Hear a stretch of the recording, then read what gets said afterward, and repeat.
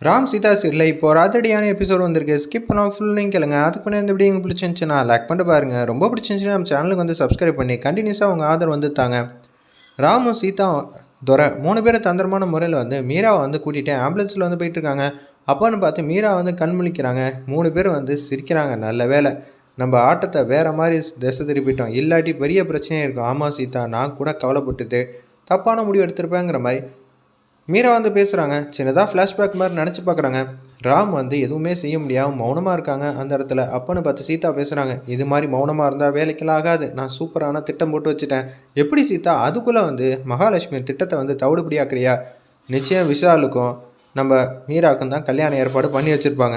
இப்போ நம்ம மீராட்ட மட்டும் ஃபோன் கால் மூலயமா பேசி ஏதாவது பண்ணிட்டா ஓகே தான். செல்விக்கு ஃபோன் அடிக்க வேண்டியதானே? அது வேலைக்கு ஆகாது பாஸ். செல்விக்கு ஃபோன் அடித்தா அங்கே பிரச்சனையாயிடும். நம்ம வந்து இப்போ சோலைக்கு தான் ஃபோன் அடிக்க போகிறோம், செக்யூரிட்டிக்கு அப்படின்னு சொல்லும்போது செக்யூரிட்டிக்கு வந்து ஃபோன் அடிக்கிறாங்க. அந்த இடத்துல நம்ம சீதா தந்திரமான முறையில் பேசுகிறாங்க. நீங்கள் எப்படி இருந்தாலும் இந்த ஃபோனை மட்டும் மீராட்ட கொண்டு போய் சேர்த்துங்கன்னு சொன்னோன்னா மீராட்ட வந்து ஃபோனை கொடுத்துட்றாங்க. அந்த இடத்துல சோலை அந்த வீட்டு செக்யூரிட்டி அவங்க பேசுகிறாங்க. சீதா மன்னிச்சிரு, எனக்கு இதை விட்டால் வேறு ஆப்ஷனே இல்லை. இப்போ தாலி கட்டினதுக்கப்புறம் சத்யனை வந்து பழி வாங்கினாங்கன்னா என்ன பண்ணுவீங்க? உங்களால் வேடிக்கை பார்க்க முடியும், அழுவ தான் முடியும். உங்களுக்கு வாழ்க்கையும் போயிடும்.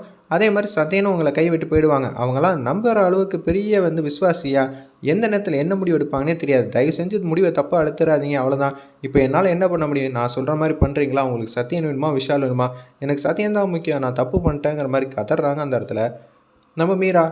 சோலை அண்ணா எதுவாக இருந்தாலும் பார்த்துப்பாங்க, நீங்கள் கையை மட்டும் இந்த மாதிரி நடிச்சிங்க அப்படின்னு சொன்னோன்னா அதுக்கேற்ற மாதிரி வந்து நடிக்கிறது தான் செட் பண்ணி வச்சுருக்காங்க. கடைசியில் வந்து விஷால் வந்து தாலி கட்டிட்டா என்ன பண்ணுறது அப்படின்னு சொல்லும் போது தான் சோலையை வச்சு நான் பார்த்துக்கிறேன்னு சொன்னனால தான் சோலையை வந்து என்னென்னமோ சொல்லி இந்த கல்யாணத்தையே வந்து கெடுத்து விட்ட மாதிரி காட்டுறாங்க அந்த இடத்துல.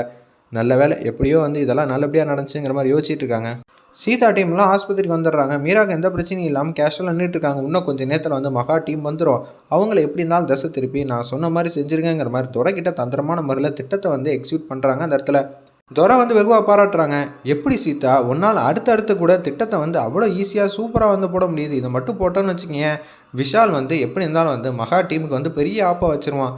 ஆமாம், நம்மளை ஏமாற்றி வந்து மீராவுக்கு வந்து நான் கல்யாணம் பண்ணி வைக்கணும்னு நினச்சாங்களா, இப்போ விஷாலை வச்சு வந்து மகாவை இங்கேருந்து ஓட விட்டுருவோங்கிற மாதிரி தந்திரமான முறையில் திட்டம் போட்டிருக்காங்க. விஷால்லேருந்து ஒட்டுமொத்த மகா டீமும் ஆஸ்பத்திரிக்கு வந்துட்டாங்க. மீரா எங்கே இருக்கான்னு சொல்லி கத்துறாங்க அந்த இடத்துல. எல்லா இதுவும் போய் பார்க்குறாங்க. ஒரே ஒரு மாலை மட்டும்தான் இருக்குது அந்த இடத்துல. அச்சச்சோ, நம்மளை ஏமாற்றிட்டாங்க. வந்தவங்க நிச்சயம் வந்து சீதா சைட்லேருந்து தான் எல்லோரும் வந்திருப்பாங்க. அப்பயே நினச்சேன், அந்த ஆள் துறை மாதிரியே இருக்கானேங்கிற மாதிரி அர்ச்சனா வந்து பேசுகிறாங்க. இப்போ வந்து சொல்லுங்கள், சத்யன் இருக்கிற வார்டுலேருந்து எல்லாம் நம்ம ஆளுங்க தான் இருக்காங்க. அதனால் பிரச்சனையே இல்லை. சத்யனுக்கு ஏதாவது ஒரு பிரச்சனை பண்ணால் நிச்சயம் வந்து மீரா எங்கே இருந்தாலும் ஓடி வந்துடுவா. மீரா ஃபுல்லாக ட்ராமா பண்ணியிருக்காளா? அப்போனா சீதா வந்து எப்படியோ வந்து ஃபோனில் வந்து பேசியிருக்கா மீரா. அதனால தான் இவ்வளோ தைரியமாக வந்து முடிவு எடுத்திருக்கான். நம்மளே வந்து ஏமாற்றிட்டாங்களாங்கிற மாதிரி உச்சக்கட்ட கோவத்தில் இருக்காங்க. இது எல்லாத்துக்கும் காரணம் அந்த செக்யூரிட்டி சோலையாக தான் இருப்பாங்கிற மாதிரி மகாவும் அர்ச்சனாவும் ஸ்மெல் பண்ணிடுறாங்க. எங்கடா போனா மீரான்னு சொல்லி ஆச்சாபச்சான்னு கத்துறாங்க. இது எல்லாத்தையும் ஒழிஞ்சிட்டுன்னு பார்க்குறாங்க. பரவாயில்லையே, மகா கொஞ்சம் லைட்டாக அறிவு இருக்குது. அவள் அப்படி இருக்கிறனால தான் சேதுராமணி சுபாஷையும் ஆட்டு வைக்கிறாங்கிற மாதிரி துரை வந்து பேசுகிறாங்க. அப்போன்னு பார்த்து விஷாலோட அப்பா வந்து தனியாக இருக்காங்க. துரை, நீங்கள் போய் உங்கள் திட்டத்தை வந்து ஆரம்பிங்க அப்படின்னு சொல்லும்போது சூப்பராக வந்து செய்ய போகிறேன், என்னை வாழ்த்து சீதா அப்படின்னு சொன்னோன்னா ஆசீர்வாதம் எப்போதும் உங்களுக்கு இருக்குங்கிற மாதிரி காமெடி பண்ணிட்டு ஸ்ட்ரெச்சரில் வந்து ஆளே இல்லாமல் தான் கூட்டிகிட்டு போகிறாங்க. சார் வணக்கம் சாருங்கிற மாதிரி அந்த இடத்துல துரை வந்து விஷாலோட அப்பாவுக்கு வந்து வணக்கம் வைக்கிறாங்க. பின்னாடி இருக்கிற ஒரு பொருளை வச்சு டப்புன்னு அடிச்சிடுறாங்க.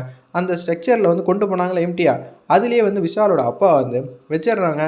அவரால் பேச்சு மூச்சு இல்லாமல் இருக்காங்க. அவருக்கு வந்து தொண்டையில் என்னமோ ஒன்று பண்ணதுனால அவங்களால சரியாக வந்து பேச முடியாத அளவுக்கு சிக்கின மாதிரி காட்டுறாங்க அந்த இடத்துல. வேறு லெவலில் காமெடியாக இருந்துச்சுன்னே சொல்லலாம் அந்த சீன்லாம். விஷால் வந்து பார்த்துட்றாங்க.